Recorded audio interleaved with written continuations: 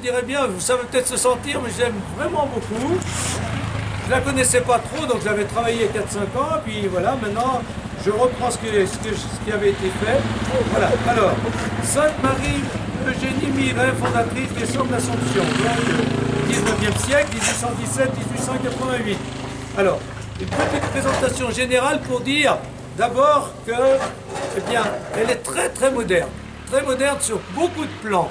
Alors, qu'est-ce que ça veut dire moderne? Ça veut dire beaucoup de choses, mais j'ai mis quelques exemples. D'abord, c'est une femme moderne, ouverte sur son temps. Être moderne, c'est ouvert sur son temps, hein? Voilà.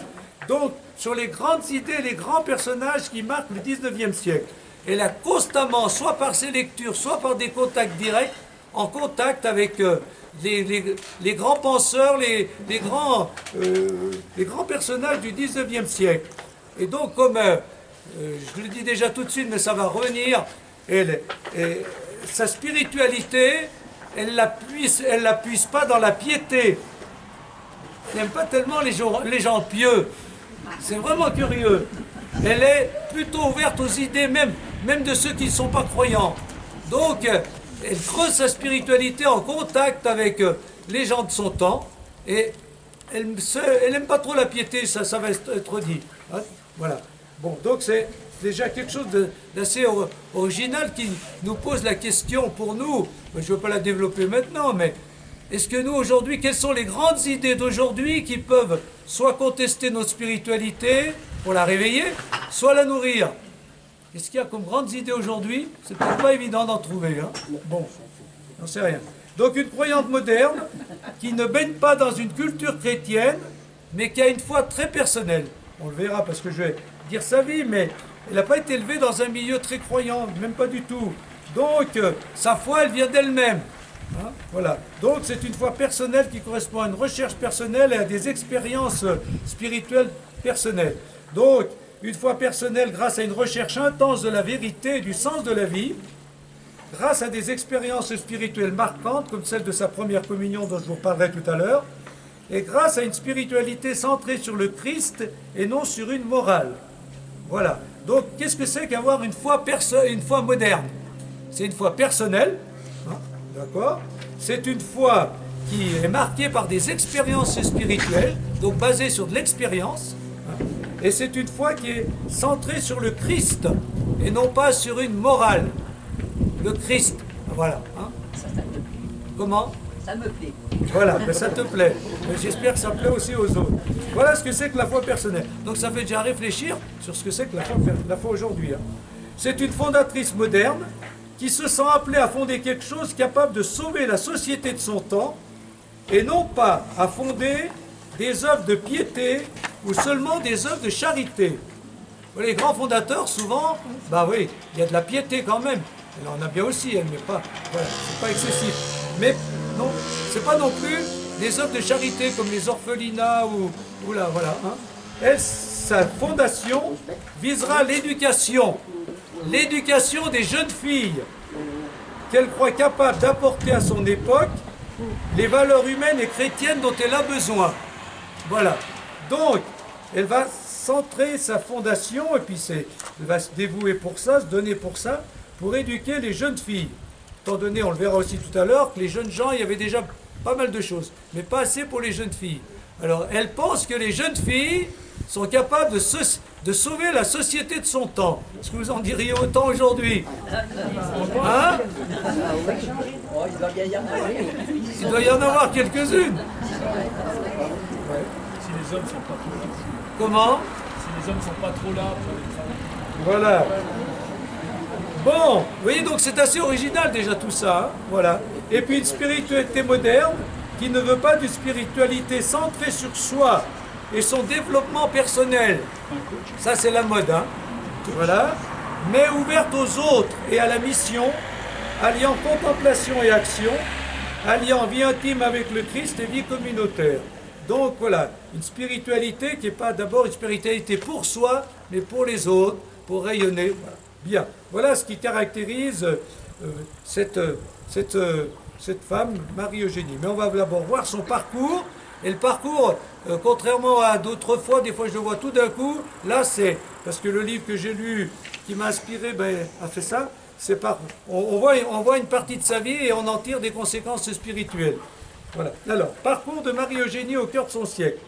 Le 19e siècle est un siècle en recherche de son équilibre, à travers de grands craquements révolutionnaires, de la monarchie à la Troisième République, en passant par deux empires, la Restauration et un courant libéral qui va se poursuivre tout au long du siècle. Donc vous voyez, il y a beaucoup de mouvements, hein. Vous voyez, tout ce siècle, voilà. Ben, elle est ouverte à tout ça, elle. Ça l'intéresse. Elle essaie d'en retirer des choses pour elle et pour sa spiritualité. Instabilité, espoir et désespoir, violence et romantisme se mêlent. Voilà, on cite des noms que vous connaissez, hein. Voilà. Chateaubriand et Lamartine, Victor Hugo et Musset, Beethoven et Chopin. C'est l'ère des inventions, celle du chemin de fer, du téléphone, du phonographe, de la lampe électrique et de l'automobile. La tour Eiffel, je passe rapidement, hein, c'est simplement pour situer, s'élève fièrement. La découverte de la machine à vapeur accélère le développement de l'industrie. Le fossé se creuse entre les classes de la société. Terrain parfaitement favorable au Das Kapital de Marx. Hein. Donc la société avec tout ce développement, ben voilà, il y a le monde ouvrier qui va naître avec tous les problèmes. Une révolution sociale lente et douloureuse. Le travail des femmes et des enfants sur tous les chantiers et naissance des premiers syndicats chrétiens. Voilà. Et puis, le divorce entre la science et la foi, et aussi entre la culture et la foi. Hein, voilà. Hein. La science qui pense que, elle a la vérité sur tout, et ça remet en cause la foi qui pensait qu'elle avait la vérité sur tout. Donc, voilà, le divorce entre la science et la foi, entre la culture et la foi. Et pourtant, de grands savants chrétiens, Ampère, Pasteur, Laennec. L'Église, en ce 19e siècle, se trouve en but aux assauts conjugués de l'athéisme et de la révolution, du matérialisme et de l'humanisme athée. Voilà, hein.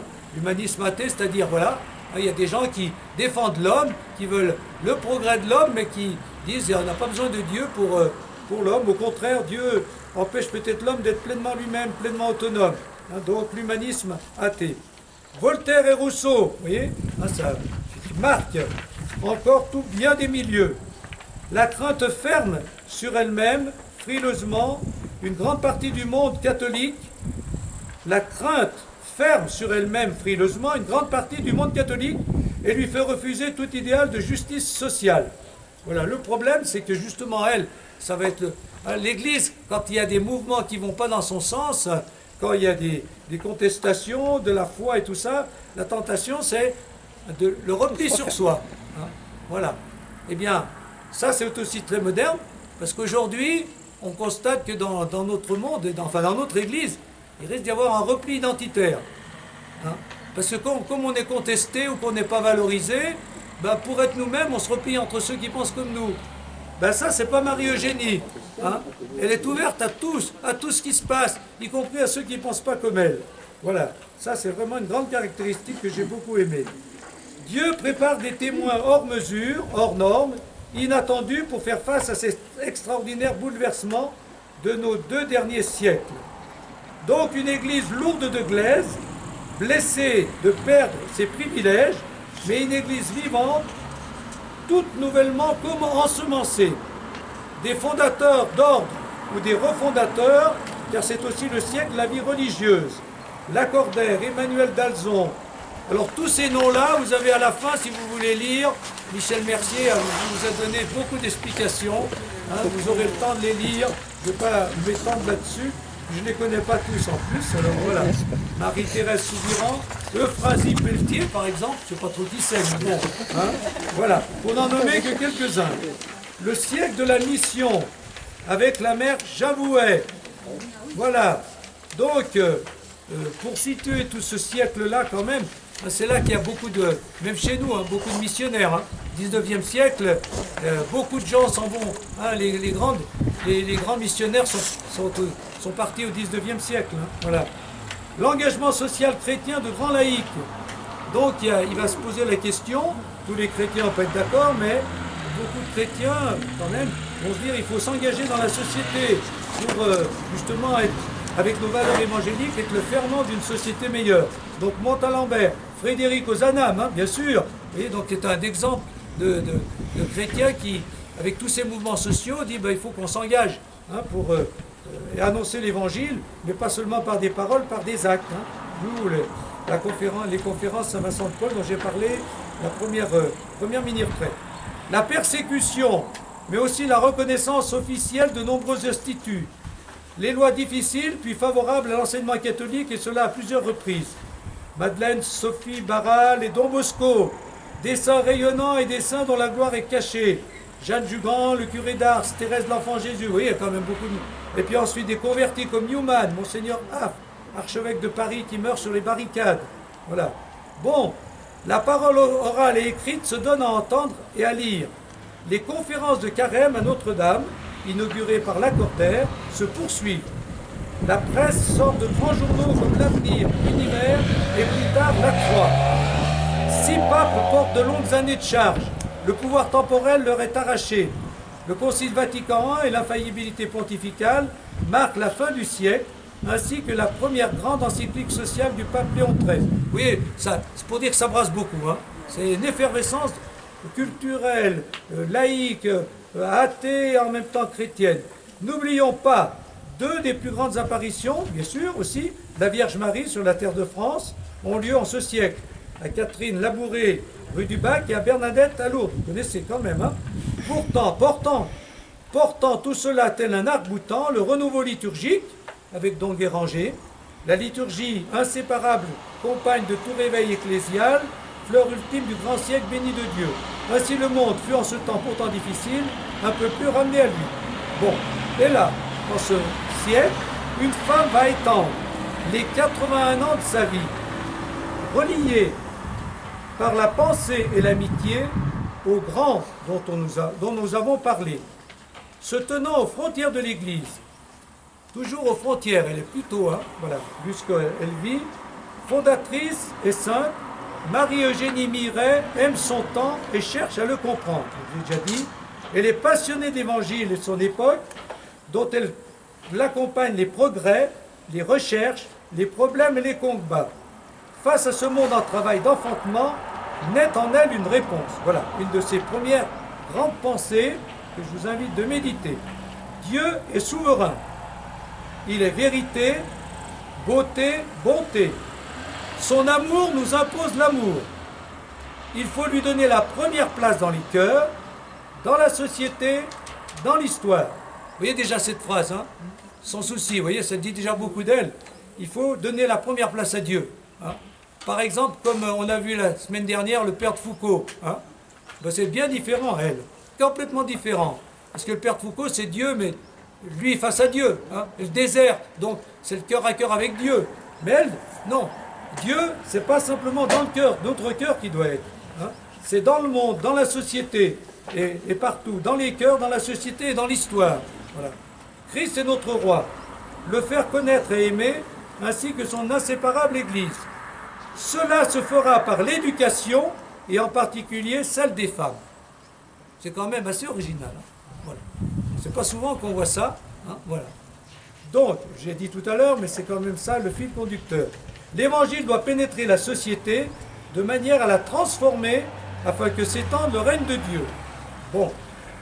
Marie-Eugénie aura une vie relativement simple, avec les souffrances et les persécutions ordinairement promises aux disciples du Christ.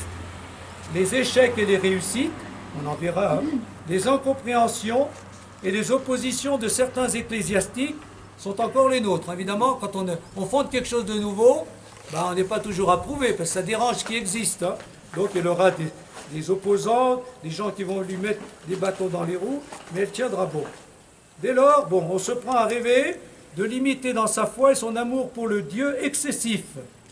C'est dans cet ordinaire, rendu extraordinaire par l'amour, que nous la retrouverons. Croyant au-delà de ses propres doutes, elle va entreprendre pour le royaume une œuvre de foi avec de très pauvres moyens. Les pauvres moyens de Jésus-Christ, dira-t-elle plus tard.